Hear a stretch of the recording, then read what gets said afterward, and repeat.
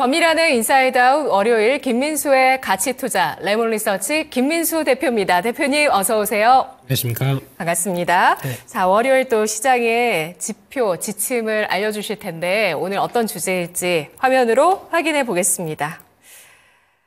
오늘의 가치투자 주제는 만길 이후 급변하는 시장 대응은입니다. 네, 지난 목요일 올해 들어서 첫 선물 옵션 동시 만길이었고요. 이날 외국인이 현물, 선물, 특히 유가증권 시장 그리고 선물 시장 각각 1조 원 만기약 이상 매도를 하는 모습이었습니다.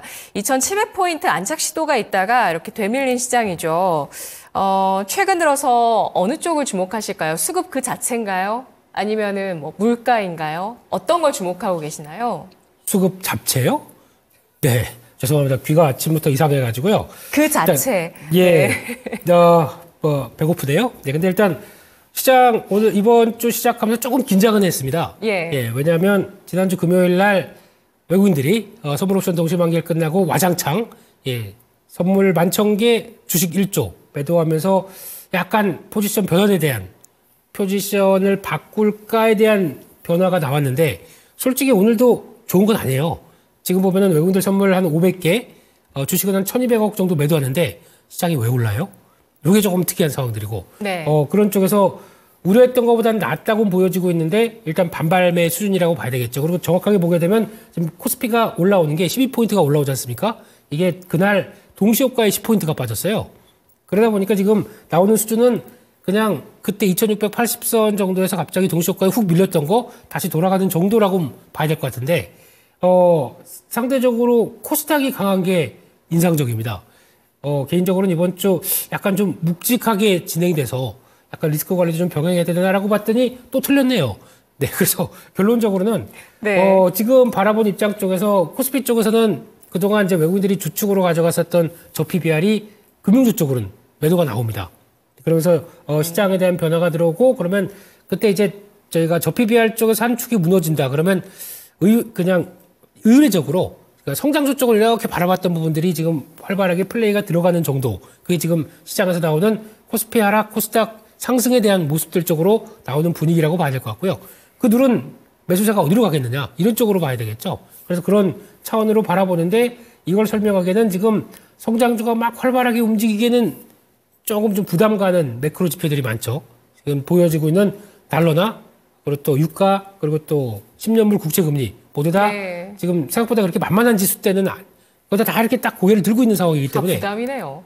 네, 부담이기 때문에 매매를 자신 있고 활발하게 아름답게 하기가 조금 좀 어려운 시점이긴 한데 그럼에도 불구하고 종목들은 좀 셉니다. 그래서 약간 개별 종목 성격의 장세 쪽으로 이해하면서 좀 대응하는 게 맞지 않나 싶은데 그럼에도 불구하고 오후장에 만약에 외국인들이 또 선물 매도가 확 바뀌어진다 그러면 언제든지 시장은 좀 흔들거릴 수가 있기 때문에 그런 또 추세에 대한 강한 변화가 나오기 위해서는 한 1%대 이상의 강세가 나와야 되거든요. 그게 아니라 한 요 정도쯤에서 눈치 보고 있다라는 쪽은 아직은 그렇게 활발하게 움직이는 장세에 대한 어떤 베팅을 하기가 좀 어렵지 않나 라는 쪽으로 봐야 될 것 같고요. 그나마 코스닥이 좀 그러니까 위축됐다가 좀 덜 나온 변화가 있기 때문에 그게 움직이는 정도라고 봐야 될 것 같고요. 오늘은 그냥 딱 섹터 플레이만 하는 게 제일 맞지 않나 생각이 들고 있습니다. 네. 자, 시장이 여러 가지 부담 요소를 안고 있음에도 불구하고 더 강한 모습을 보여주고 있다는 점 특징적이라고 짚어주셨고요. 그리고 코스피 2,700선에 대한 그 새 고지에 대한 어떤 부담감 여실히 드러나지만 그렇다고 훅 밀리지도 않는 잘 지탱해주는 모습을 보여주고 있습니다. 코스닥에서는 오늘장 아까 시황에서도 보셨지만 바이오도 강하고 10시 이 시각 리튬 포어스라는 기업도 굉장히 크게 상승을 합니다. 거의 23%까지 급등을 하면서 볼리비아 염호개발 1단계 심사를 통과할 가능성, 통과했다는 소식이군요. 통과했다라고 소식이 나오면서 이런 종목이 크게 상승을 하고 있고 또 그동안 소외됐었던 원자재 쪽을 봐야 된다. 이런 시각이 오늘 아침 증권가에서 눈에 띄었습니다. 요즘 리튬이나 니켈이나 다 감산을 하고 있고 구리 역시도 마찬가지라면서 라니냐와 함께 이런 원자재 관련한 주가가 좀 올라갈 수 있다. 이런 부분에 대해서도 전망이 나오고 있고요. 부담이 있어도 예상보다 강한 시장. 그리고 또 좀 증시 주변에 놓여 있던 그런 자금들도 비트코인 쪽으로도 지금 또 많이 가고 있다. 네. 이런 분석도 있어요. 그렇습니다. 근데 예.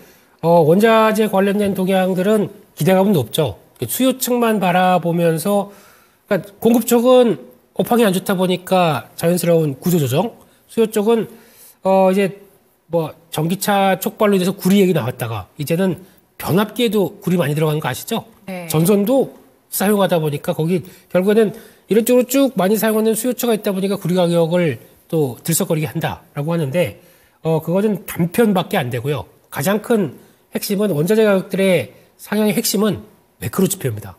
그렇다는 얘기는 일단 달러 약세로 가고 거기다가 10년물 국제금리가 안정적으로 나오기 시작하면서 달러 약세에서 촉발되는 유동성이 열심히 돌아다니기 시작하면서 글로벌 원자재를 자극시킬 때 그때가 진짜입니다.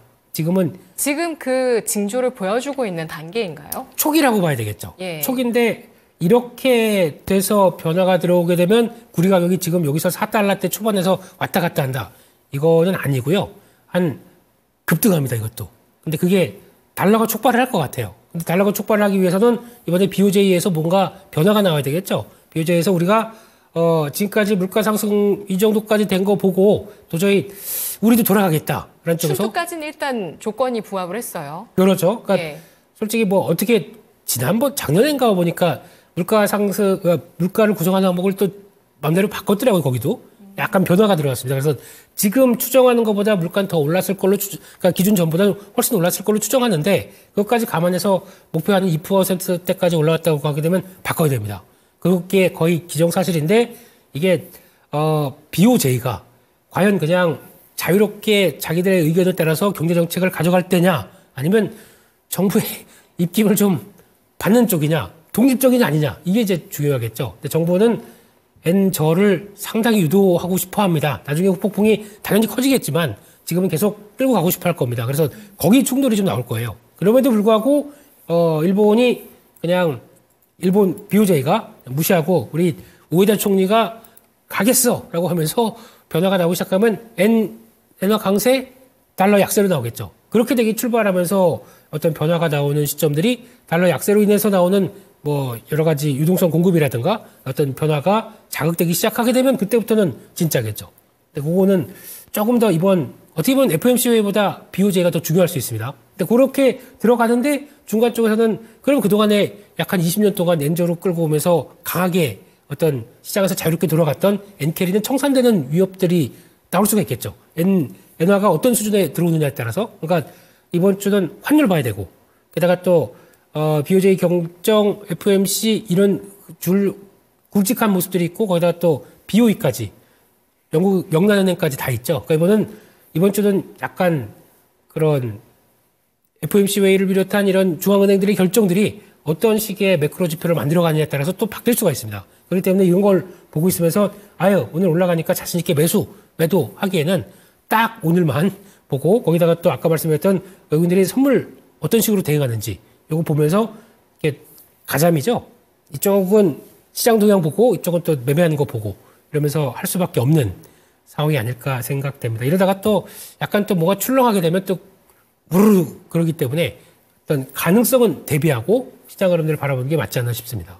네, 따라서 이번 주는 정말 중요한 통화정책 회의들이 줄줄이 놓여 있습니다. 이런 것들이 글로벌 자금의 향방을 가를 수 있는 중장기적인 향방을 가를 수 있는 변수가 될 수도 있기 때문에 일단은 매매 자체는 좀 단기에 국한하면서 대응을 해보자라는 전략을 주고 계시는데요. 그렇다면 여러 가지 이슈들이 많습니다. 뭐 오늘 움직이는 ST팜 이런 것들을 봐도 계속해서 미중 갈등이 우리 CDMO 뭐 이런 기업들의 주는 수혜 기대감들 작용을 하고 있는 상황이고요. 뭐 이전에 알테오젠 뭐 계속 갑니다. 알테오젠도 오늘 레벨을 한번 볼까요?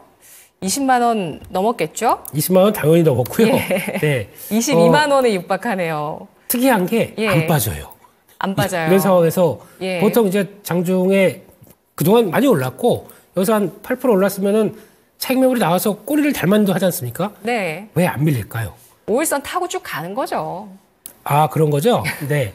타 주세요. 뭐 이런 느낌이죠? 그래서 네. 아마 지금 시총이 이제 10조가 넘어갔고 오늘 보니까 11조가 조금 안 되죠. 네. 그런 상황 쪽에서 여전히 우리 가치에 대해서 목마르다는 느낌들이 계속 나오고 있는 편인데, 네. 더 약간 좀 시장 이슈와 같이 보는 느낌으로 보게 되면 그 CMO 쪽, 이쪽이 좀 더 눈길이 갑니다. 그래서 예. 오늘 ST팜이 강한 변화가 나오는데, 원래 뭐 20% 가까이 올라오죠. 근데 이게 여러 가지가 같이 맞물려 있더라고요.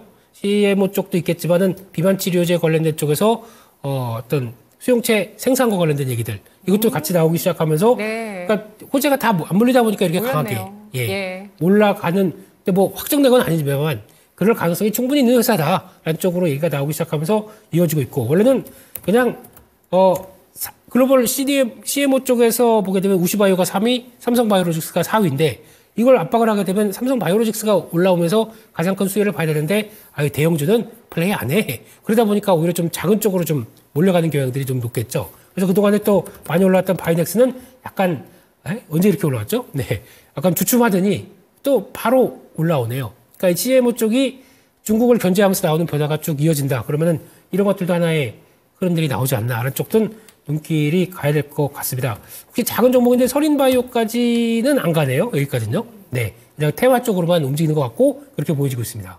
네, 그렇습니다. 그래서 이렇게 시장에서 보는 매력적인 스토리 이런 것들이 가파른 빠른 순환 매들을 또 계속 만들어내고 있고 강세 종목들까지도 만들어내고 있습니다. 이런 네.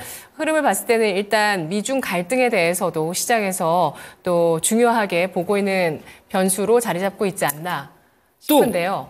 알게 모르게 작용하는 종목 중에 하나가 네. 이수페타시스가 있죠. 이수페타시스요. 네, 이 종목 같은 경우도 오늘 보니까 이수페타시스도 급등하는데 나머지 PCB 종목들도 다 견인을 해버리네요.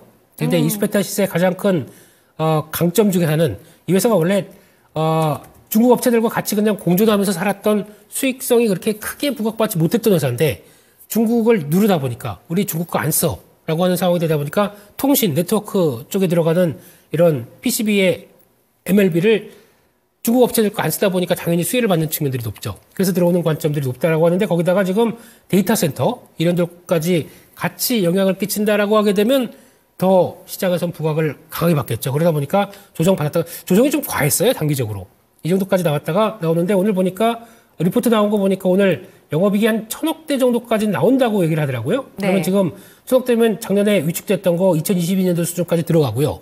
2025년도가 약한 내년이죠. 내년 내가 1,700억까지 예상을 하고 있는데 그거 대비해서는 지금 주가가 좀 더 가도 되겠죠. 그러다 보니까 거기서 반응하는 정도. 그리고 또 PCB 쪽에서 또 아마 그 TLB보다도 이 타이거 일렉 같은 회사가 좀 오늘 강하게 올라가죠. 이쪽에 PCB 쪽은 PCB 쪽인데 후공정 업체들 쪽으로 들어가는 PCB에 강점이 있다. 그러다 보니까 같이 견인되면서 특화된 모습들로 나가기 시작하죠. 그런 쪽도 눈길이 가고 있고 게다가 좀 작은 회사인데 링네트 같은 회사들도 지금 최근에 부각을 많이 받고 있습니다. 이게 뭐냐면은 약간 거기 데이터 센터에 들어가는 네트워크 장비 이런 쪽에 대해서도 성과내다 보니까 실적이 좋았다 이런 부분들도 부각이 되는데 시총이 너무 작습니다. 1,000억대밖에 안 돼요. 근데 그 실적은 괜찮다라는 쪽에서 반응이 어떻게 나올지 이런 것들도 한번 AI와 결부돼 있다 이런 종목들이 어떻게 변화되는지 이것도 한번 계속 추적을 해가야 될 것 같습니다. 네. PCB 관련한 종목들이 또 은근히 시장에 많이 있는데 그 끝단에는 또 태성이라는 종목도 있어요. PCB 장비 쪽의 종목인데 한 차례 좀 움직였었는데 요즘은 조정권에 있는 모습을 보여주고 있습니다. 자, 그러면 이번 주에 여러 종목들 이런 변수들 또 스토리들 가운데서 트레이딩 관점에서 주목을 할 만한 쪽을 오늘 2가지 정도 꼽아주시네요. 첫 번째로는 어떤 걸까요? 최근에 나오는 것 중에 가장 얘기는 AI가 뭐가 붙어야죠. AI가 붙어서 뭐가 돼야 되죠. 그러면은 AI가 붙는데 그러다 보니까 계속 샘 알트만 형님도 얘기하시고 마스크가 아니죠. 머스크 형님도 같이 얘기를 하시면서 우리 에너지 어떡하냐. 네. 이게 된 얘기가 가장 많이 나오기 시작하죠. 예. 에너지가 없으면은 에너지를 만들어내야 되겠죠. 근데 좀 기존에 알고 있던 우리 친환경, 신재생 이쪽은 하고 싶어도 못합니다. 프로젝트가 진행이 안 돼요. 왜냐하면 진행하기 위해서는 항상 자금을 끌어와야 되겠죠. 자금을 끌어와야 되는데 금리가 높다 보게 되면 자금이 제대로 움직이지가 않습니다. 그런 차원에서 연기되다 보니까 안 되겠다. 이렇게 앞으로 우리 많이 해야 될 텐데 우리가 전력 쓰다 보면은 뭐 전력 부족 사태가 분명히 불보듯이 뻔한데 이걸 좀 어떻게 해주세요. 라고 하다 보니까 계속 이제 이런 이슈를 만드는 것 자체가 전력이 부족하다는 거에 대한 앞으로에 대한 전망들을 계속 얘기하는 거죠. 네. 그리고 우리가 잘못하게 되면 우리가 주범이 돼버려요. 그러다 보니까 계속 이슈를 던져서 뭔가 해결해 주세요라고 하는 거죠. 그러다 보니까 부각받을 수밖에 없는 게 원자력이겠죠.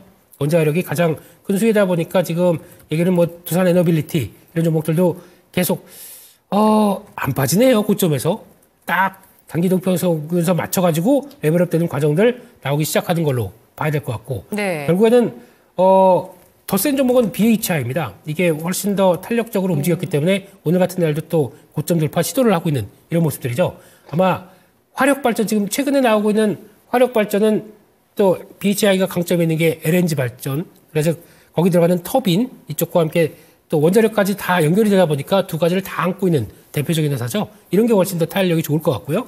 그리고 원자력뿐만 아니라 그러면 원자력 쪽에서 저희가 다 알고 있는 발전을 계속해서 성과를 낸다. 그러면은 이제 담아놓을 수 있는 것도 필요하겠죠. 거기 담아놨다가 또 다른 발전을 하게 되면 또 중요하게 봐야 될 게 서진 시스템 같은 경우도 그나마 시장에서 알고 있는 그냥 ESS 관련주 쪽의 한 종목이라고 봐야 되겠죠. 그러니까 이런 것들도 반응이 나오기 시작을 하고 게다가 네. 또 당연히 그러면 변압기가 들어갈 거 아니냐. 그래서 여러 가지 종목도 있겠지만 HD 현대일렉트릭은 그냥 그대로 편안하게 지금 고점을 향해서 좀 움직인다고 봐야 될 것 같고요.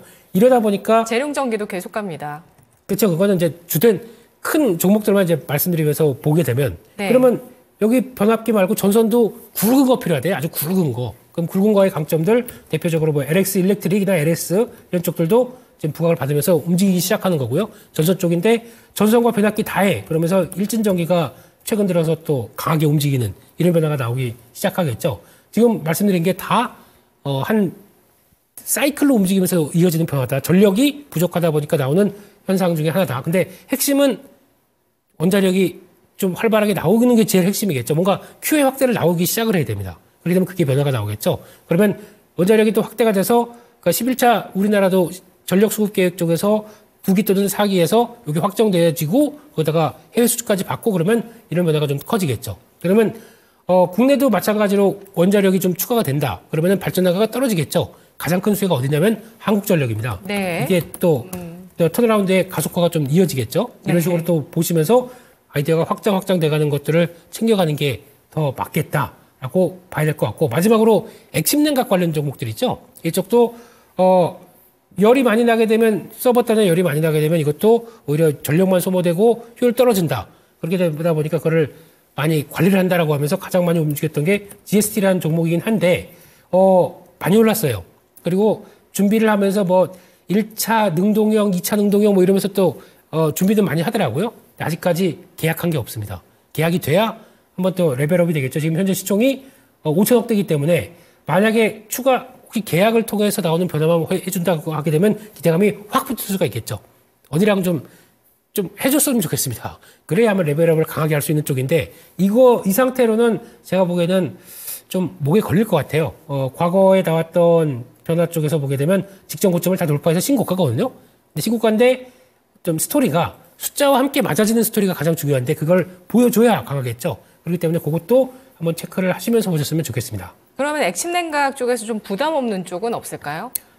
진짜 자기 브랜드 가지고 할 수 있는 다 대리점 역할이에요. 인성정보나 KN솔인가 이 회사들도 다 하긴 하는데 자기가 직접적이 아니라 받아다가 대리점 역할을 하게 되면 마진이 한정될 수밖에 없습니다. 그렇기 때문에 오히려 보게 되면 GST가 맞겠죠. 맞는데 이거는 이럴 때일수록 좀 우리 어디랑 손잡았다. 어디랑 협력한다. 혹시나 진짜 뭐 엔비디아랑 뭐 무슨 할지는 모르겠습니다만 워낙 칠러 쪽의 강자였기 때문에 그 반도체 장비 쪽에서 온도 제어 제재를 하는 데는 가장 업력이 높기 때문에 그거에 기반을 안고 우리 이렇게 해서 수주를 받기는 딱 좋거든요. 근데 그게 다화에 강하죠. 그래서 그 전까지는 일단 움직여도 탄력은 아주 세지는 못할 수도 있기 때문에 그건 한번 좀 주의하시면서 보셨으면 좋겠습니다. 네. 그리고 이번 주 두 번째로 관심을 둘 만한 쪽으로 또 미중 갈등의 반사이익이 기대됐었던 지난주에 그 가능성이 부각이 됐었던 조선을 꼽아주셨어요. 그래서 네. 결론적으로는 뭐 지금 시장에서 주목하는 뭐 여러 일정들 주총이라든지 GTC 2024라든지 AACR 뭐 이런 것들 관련해서는 종목을 안 보시네요. 왜요? 다 말씀드렸는데 지금 훅 하고 들어오면서 예, ASR 쪽도 아니 너무 얘기하면 제가 랩이 돼버릴까봐 예. 차근차근 하려고 지금 이러다 보니까 그렇게 말씀을 드리는 건데. 그럼 조선 먼저 얘기해 볼까요? 네, 근데 이쪽에 이제 투자 아이디어가 그거지 않습니까? 중국을 압박해서 나오는 변화다. 그러면 이거는 이제 뭐 바이든 대통령의 표를 통해서 나올 수 있는 표를 얻기 위해서 할 수 있는 전략도 있을 거고 거기다가 하나의 큰 또 다른 산업들을 중국이 커가는 걸 막겠다. 특히 조선은 순간적으로 변신하면 방산, 순간적으로 변신하면 군함 만들 수 있는 업체로 바뀔 수 있지 않습니까? 네. 이런 거 제재를 해야겠다. 라는 쪽에 대한 압박감이 좀 큰 거죠. 예. 그러면 만약에 이제 중국에서 대만 쪽을 공격을 한다고 하더라도 뭐 미사일을 공격이 나온다고 한 다음에 만약에 점령은 배로 해야 될 거 아닙니까? 그렇죠. 그런 쪽에 대한 압박들을 좀 미리미리 좀 해가려고 준비가 나오는 게 아닐까 개인적으로 그렇게 생각을 하고 있는데 네. 그렇다고 하더라도 이게 직접적인 이제 산업적인 변화들까지도 들어오겠죠. 근데 가장 먼저는 중국을 압박한 가장 먼저가 어디였습니까? 보시게 되면은 2차 전지 아닌가요? 제일 먼저는? 네. 그런 것들의 효과도 생각해야겠죠. 지금 주말 사이에 가장 나와서 오늘 2차 전지가 움직이는 배경 중에 하나는, 지금 중국은 지금 자체적으로 난리입니다.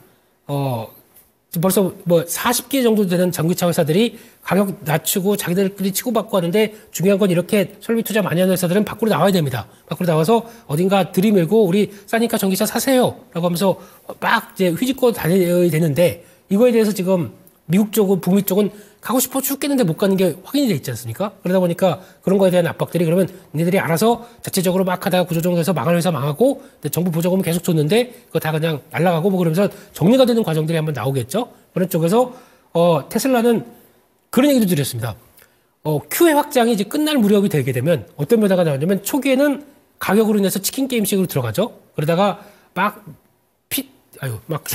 유혈 경쟁 나오고 업체끼리 난리치다가 결국에는 이제 정리가 되기 쓱 시작하면서 그때부터는 가격을 올립니다.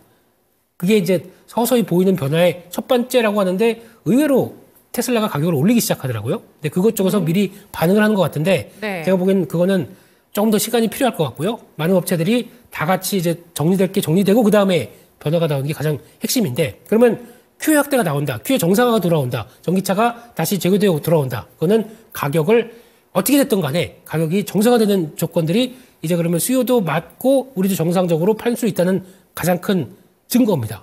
요게 확인되는 게 중요하겠죠. 근데 그걸 보고 지금 전기차 업체들이 살짝 또 반응은 나오는 것 같긴 한데 지금은 피해 거의 정도 구조조정이 끝났기 때문에 리튬 가격 바닥이다 이런 것들 때문에 움직이는 거라고 봐야 될 것 같고요. 조금 더 시간은 걸릴 겁니다. 근데 그런 쪽에서 일단 막 움직이는데 2차전지 쪽에서는 제가 보기에는 가장 요즘에 많이 움직이는 게 그거지 않습니까?